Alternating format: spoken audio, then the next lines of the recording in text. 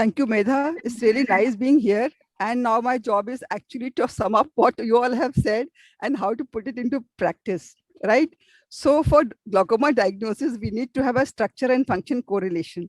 But in many occasions, it's not really possible because uh, uh, patient is a very important factor which doesn't play up in the function. So if it's not a structure to function, then we can go from structure to structure. In that way, OCT comes as another option of imaging, which is not only giving us the picture, but also giving us quantification and changes over time, which is really important in terms of RNFL ganglion cells more than disc. So what all do we have in OCT today? Let's not forget TDOCT, something that came first, then SDOCTs, SSOCTs, and OCT and geography.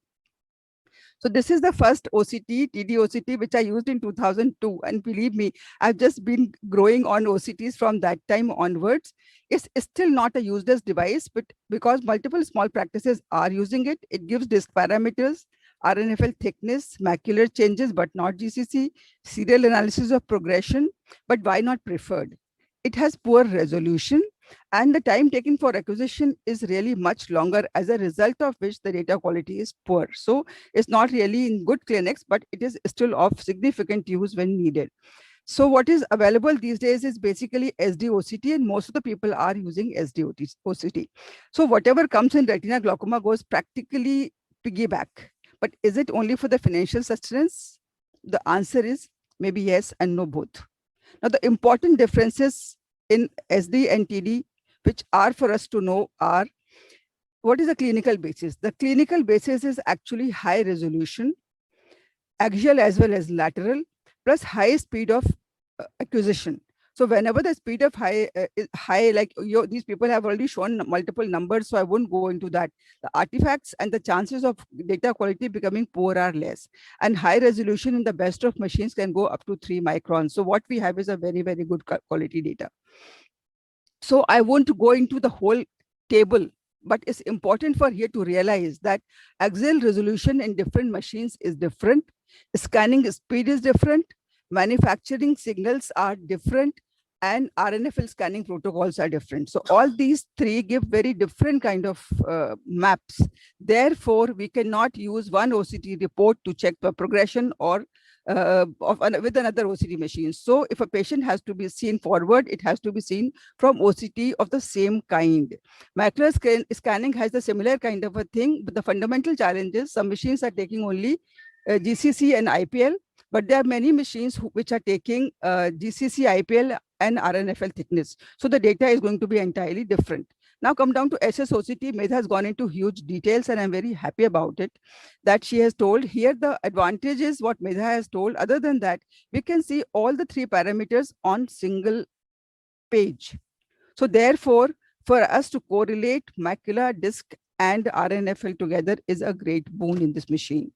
So coming to OCT and value of optic disc in OCT, truly, unfortunately, the OCT has never really been able to give the wonderful thing of the disc due to different reasons. And all these reasons have been explained in great detail by all the authors. So the crux is that is the variability of disc size, tilt, torsion, peripapillary atrophy, potential artifacts. And more important than everything else, a very important parameter is the disc hemorrhage, which can really not be picked up at all on a OCT. So therefore, the OCT of the disc can never replace the OCT fundus picture, which gives so many more things. So coming to RNFL, RNFL is the most important parameter when it comes to early detection. Average and inferior, especially inferotemporal and superior. These are the RNFL which are reduced or lost, but we got to keep in mind the green disease when glaucoma is actually there, we are not picking it up, and the red disease when actually the disc is of something else, like a high myope or a neurological disease, and we are thinking in terms of glaucoma. Another important point is the asymmetry of RNFL. If the RNFL in the two eyes are different in their thickness by more than 9 microns, it's significant. So despite things maybe being green, we got to really think in terms of to look for a little more and dig out glaucoma. So macula in detection of early glaucoma. Sachin showed a beautiful picture in which he had shown the RGC. Now these RGCs are typically, like they are hexagonals and they are stout. Whereas if you look at the RNFL, it's like a rope. So RNFL like a rope is easy to see when it becomes thinner rather than that thick structure. So therefore, RNFL changes actually for early detection come before macular changes are visible or they can be detected. This is a point that we really need to understand. But yes, they must correlate. Like you're seeing this picture over here. This is an RNFL change and it's correlating with the macula right there. So coming to OST and early POAG, this is a dilemma which Mayuri brought out. Here is a lady who's got 80s of 26 and 24 normal CCT, gonio angles open. She was not on any treatment. Now look at her disc. It is physiological coupling up front, but look at the fields. They're looking so awful. But when you look at the OCT, you will find absolutely normal RNFL. So if the RNFL are normal, structure to structure correlation, we're dealing with an OHT and we're not dealing with the early POAG. The same way for moderate POAG or CG, any one of them. If the disc field correlate well, we don't need to do OCT actually, but it's not always so. So this is a 50-year-old female who's got angle closure. We did a PI 6 months ago and called her for review. She comes with pressures of 18 and 16. We looked at the disc. The right disc is showing a cup of 0.6 to 0.7. But when we look at the fields of the left eye are looking worse, which is not possible really with the cup and disc ratio of 0.2, 0.3. Now we look at the RNFL. The right side of RNFL is looking awful. It's so much reduced. And same is this thing, the upper and lower poles both are affected. So it is a patient who has progressed and we need to do something about the treatment. This is another lady who's a 61-year-old lady. Again, looks very physiological on the cups. But what we see here is that visual field effects are so much like advanced glaucoma. Now, what do we do? Do an OCT. An OCT here, if we look at it, is looking perfectly fine. So with a normal, perfectly fine OCT, she is a normal patient. She actually doesn't really have a glaucoma, but physiological cups. And we keep her under follow-up. In advanced glaucomas, if we really look at it, there's really nothing in RNFL or macula. So we follow only on visual. We see these patients on visual fields. But in progression, OCT has a very smart role because the 4 micron thickness also may be important. So in a diagnosed case of glaucoma, an instrument which is repeatable and reproducible is of extreme use. So early glaucoma to moderate glaucoma, we do this on actually RNFL. RNFL and visual fields, they correlate very well, though one is linear and one is actually in logs. But in moderate glaucomas, it does pretty well. And the detection is a challenged thing because we don't really have any standard definition of progression. Test-retest variability of visual field is a lot. Subjective assessment of serial disc photos is very subjective.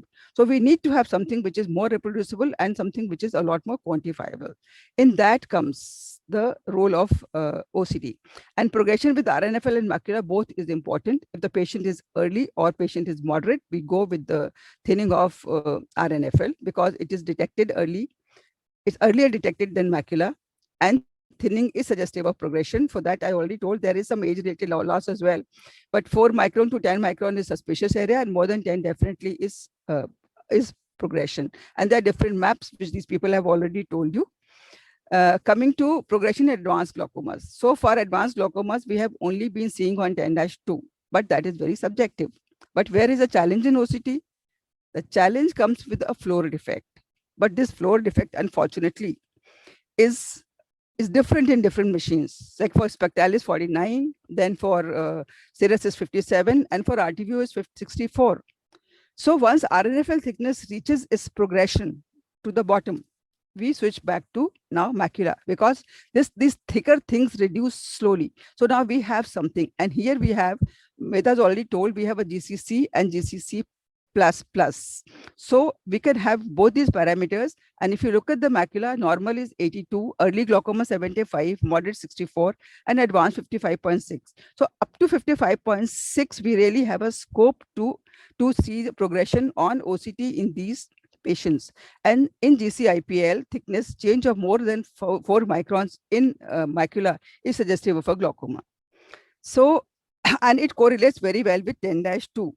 So floor effect is at 45, and suppose now it's gone there. Now where do we go from here? So from here, 10-2 continues, or 10-2 can go to macula. But we now come to OCT angiography. There's so many these things for which we find no reason. So this angiography, as on today, what is available is majorly qualitative. We don't really have quantitative. But this density correlates very well with the macular changes.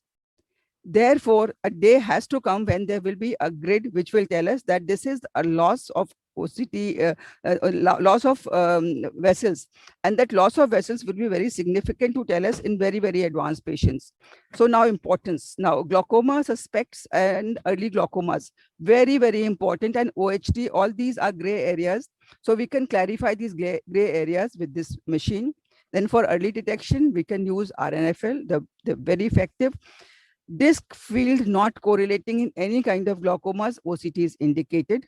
Sometimes it's really difficult to monitor the discs and RNFL because certain amount of media opacities like cataract and all are there. But we look at the OCT. OCT has got something like 810 to 10,040 wavelength. So it can go through better through the relatively translucent media. So it can give us good pictures, though it may not be as high quality as in the clear lens, but at least we'll have some data.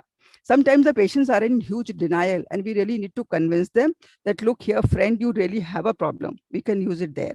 Then for progression and detection, I don't think there is any ambiguity. And sometimes when the disc view is not very good, we can again use OCT. Then we may not use.